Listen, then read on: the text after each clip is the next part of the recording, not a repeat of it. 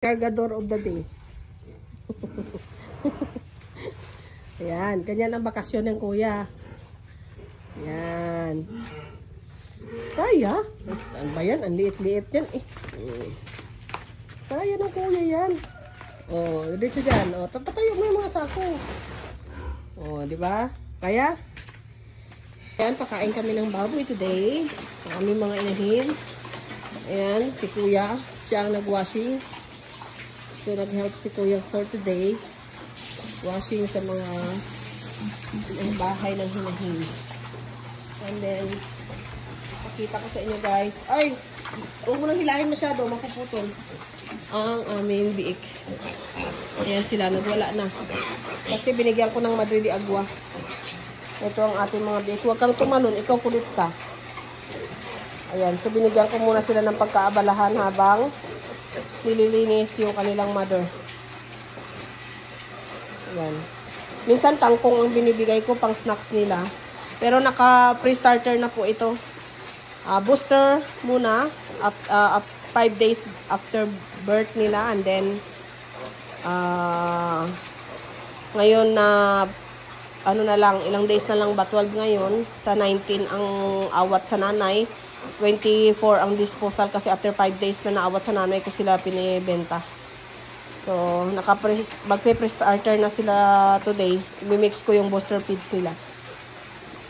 So, ayan o, tatakaw. So, yan ang binibigay ko pagka, pang snacks or kangkong. So, ayan ang ating kuya. Kuya, linisin mo yung likod doon kasi maraming pupo doon.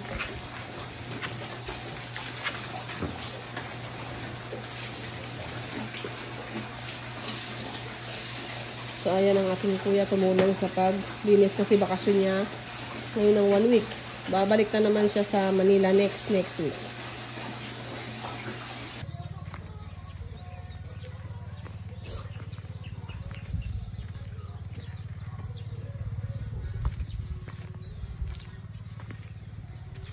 Ito?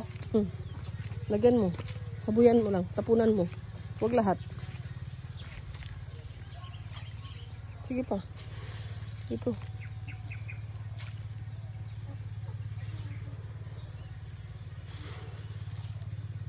Nasa ilalim sila ng lumot. Sige pa. Batuhan mo. Doon ka banda.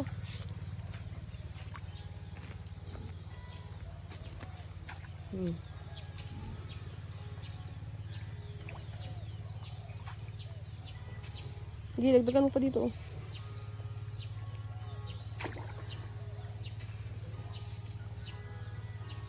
Doon naman.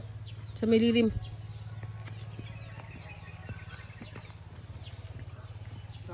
Doon. Sige, diretso.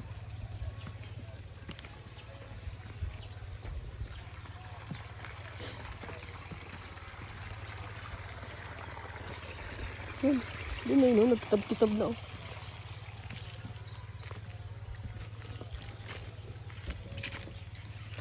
Yan.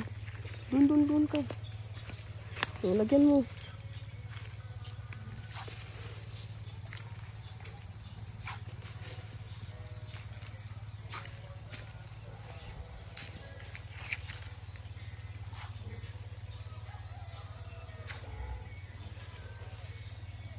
Tingin ka, kuya.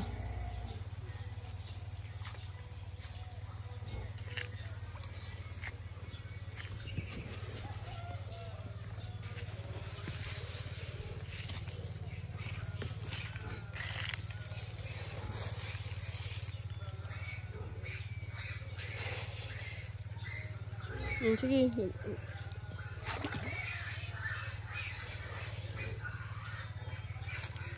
Okay.